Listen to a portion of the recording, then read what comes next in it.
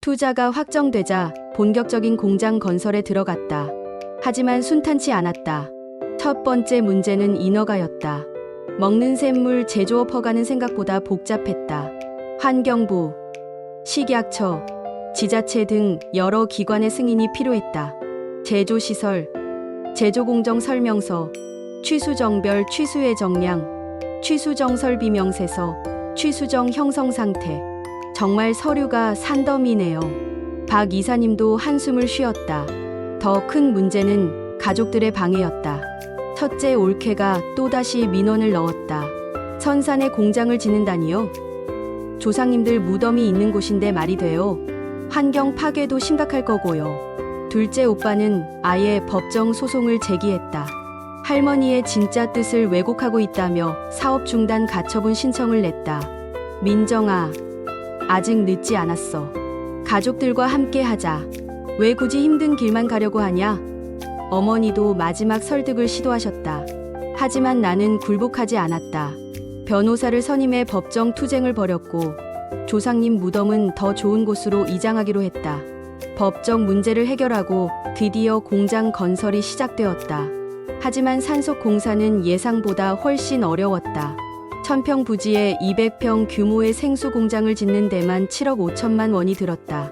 거기다 생수 제조 설비까지 포함하면 총 15억 원이 소요되었다. 도로 확장 공사부터 해야 해요. 대형 장비가 들어갈 수 없거든요. 시공업체 대표가 말했다.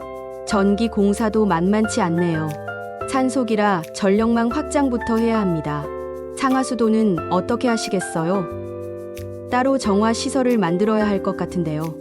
문제가 하나씩 해결될 때마다 또 다른 문제가 나타났다. 공사 기간도 당초 6개월에서 1년으로 늘어났다. 박 이사님도 스트레스를 받았다. 민정 씨, 솔직히 이렇게 힘들 줄 몰랐어요. 다른 곳으로 이전하는 건 어떨까요? 안 돼요. 이 물이 나오는 곳은 여기뿐이에요. 조금만 더 참아주세요. 1년 반 만에 공장이 완공되었다. 최신식 생수 제조 시설이 갖춰진 모습을 보니 감격스러웠다. 드디어 해냈네요. 박 이사님도 뿌듯해했다.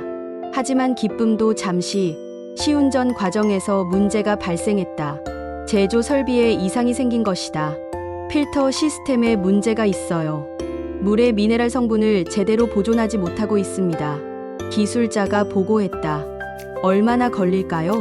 부품을 독일에서 가져와야 해서 최소 2개월은 걸릴 것 같습니다.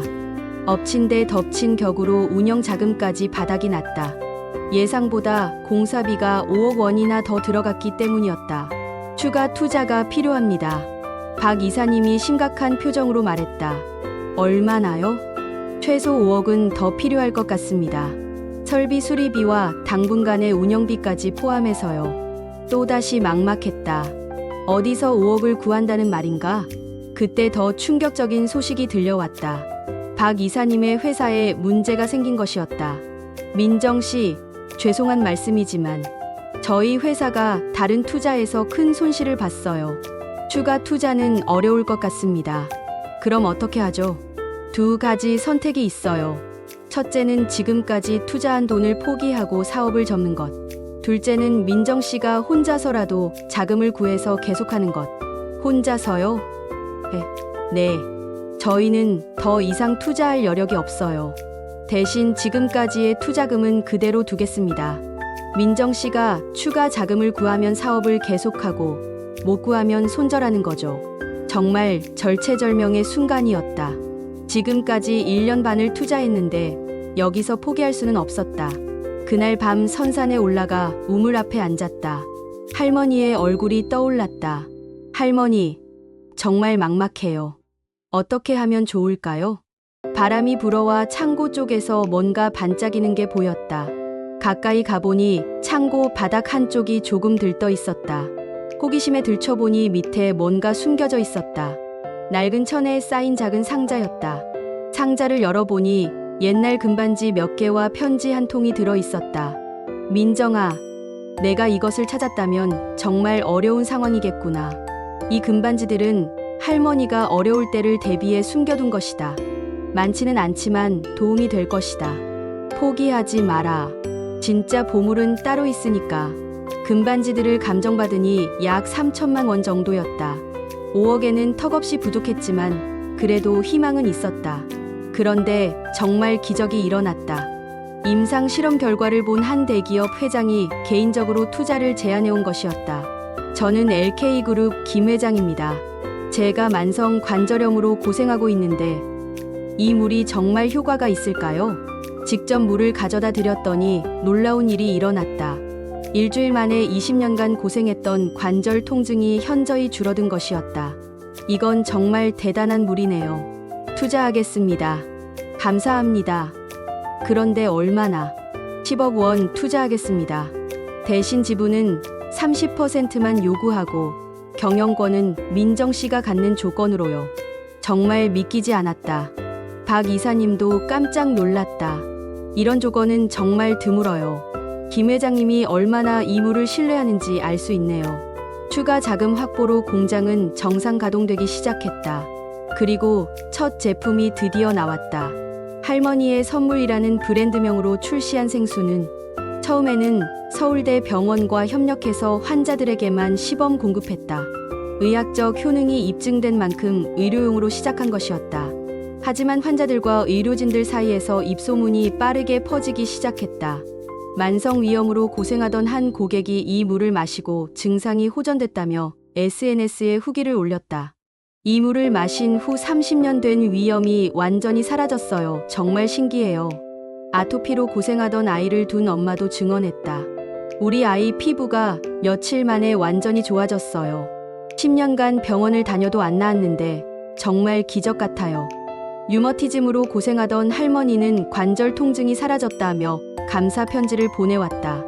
매출이 오르기 시작하자 가족들의 태도가 조금씩 변하기 시작했다. 민정아, 정말 대단하다. 혼자서 이런 일을 해냈다니. 첫째 오빠가 인정하기 시작했다. 하지만 성공할수록 더 큰 책임감이 따라왔다. 직원들도 50명이 넘어서고 마을 사람들도 우리 공장에서 일하게 되었다. 민정이 덕분에 우리 마을이 살아났어. 마을 이장님이 고마워하셨다. 반년 만에 대형 병원들과 정식 공급 계약을 맺었고 1년 후에는 고급 백화점의 건강식품 코너에도 진출했다. 일반 생수가 아닌 기능성 건강음료로 분류되어 프리미엄 가격으로 판매되었다. 연매출이 50억을 넘어서는 정말 놀라운 성과였다. 하지만 아직도 끝나지 않은 싸움이 있었다. 더 큰 성공을 위해서는 더 많은 투자와 확장이 필요했다. 그리고 진짜 시련은 이제부터 시작이었다. 1년이 더 흘러 연매출 100억을 달성했다. 가족들도 이제는 내 능력을 완전히 인정했다. 하지만 이상한 일들이 벌어지기 시작했다. 어느 날 첫째 오빠에게서 급한 전화가 왔다. 민정아, 병원에 큰일이 났어. 의료사고 소송에 걸렸는데 배상금이 20억이야. 도와줄 수 있어? 20억이요? 그렇게 큰 사고가. 환자가 수술 중에 사망했는데 의료진 실수라고 주장하고 있어. 보험도 안 되고. 정말 큰일이야. 첫째 오빠의 목소리는 절망적이었다. 평생 자신만만했던 오빠가 이렇게 약해진 모습을 처음 봤다. 한 달 후, 이번에는 둘째 오빠에게서 연락이 왔다. 민정아, 나도 도움이 필요해. 투자했던 중국 사업이 완전히 망했어. 50억 손실이야. 50억요? 중국 파트너가 사기를 쳤어. 공장도 짓고 돈도 송금했는데 하루아침에 잠적해버렸어. 이런 일이 일어날 줄 누가 알았겠어? 설상가상으로 어머니도 문제가 생겼다. 믿었던 주식 투자 회사가 폰지 사기였던 것이다. 민정아, 엄마가 바보였나 봐. 30억을 날렸어. 높은 수익률에 속아서 전 재산을 맡겼는데. 어머니의 목소리가 떨렸다. 평생 검소하게 모은 돈을 하루아침에 이루신 것이었다. 한 달 사이에 우리 가족 전체가 나락으로 떨어졌다. 할머니의 유산으로 받은 재산들이 모두 사라진 것이었다. 첫째 오빠는 강남 건물을 팔아서 의료사고 배상금을 치렀지만 부족해서 병원까지 문 닫아야 했다. 20년간 쌓아온 의사로서의 명성도 하루아침에 무너졌다. 민정아, 이제 정말 빈털털이야. 전세금도 못 낼 상황이야. 첫째 오빠가 처참하게 말했다. 둘째 오빠는 더 심각했다. 중국 사업 실패로 개인 보증까지 서 있던 상황이라 엄청난 빚을 떠안게 되었다. 제주도 리조트는 이미 경매로 넘어갔다. 민정아, 나 정말 죽고 싶어. 어떻게 이런 일이. 집도 뺏기고 아이들 학비도 못 낼 상황이야. 어머니는 충격으로 쓰러져 병원에 입원하셨다. 스트레스성 심장병이 발병한 것이었다. 민정아, 엄마가 너무 바보였지. 평생 모은 돈을 다 날렸네. 너희들에게 집만 되는구나. 가장 충격적인 건 가족들 사이의 변화였다. 돈이 있을 때는 서로 사랑한다고 했던 가족들이 진짜 위기가 오자 서로를 원망하기 시작했다. 첫째 올케는 남편을 공개적으로 비난했다.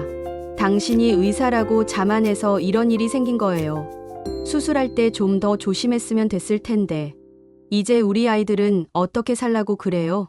둘째 올케는 더 심했다. 중국 사업을 왜 시작했어요?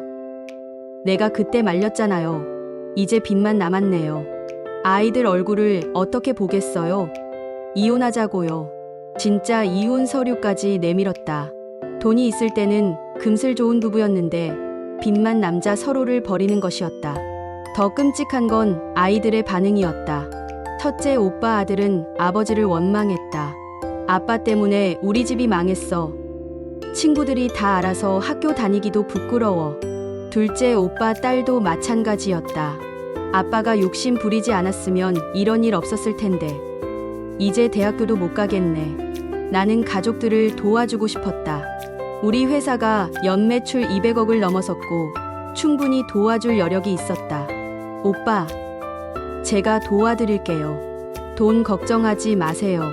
하지만 첫째 오빠는 자존심을 내세웠다. 됐어, 민정아.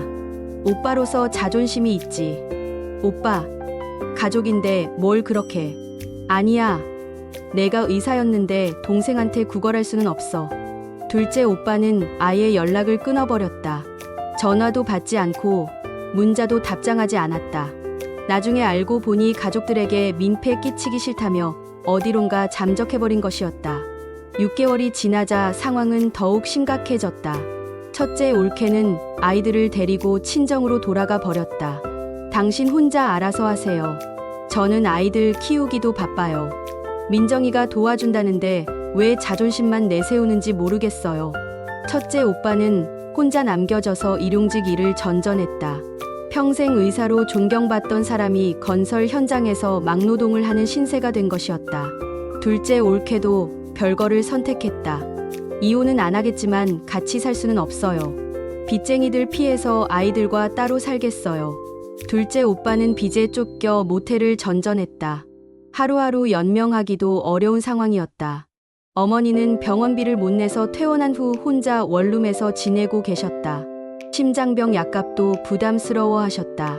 그런데 정말 큰 위기가 우리 회사에도 찾아왔다.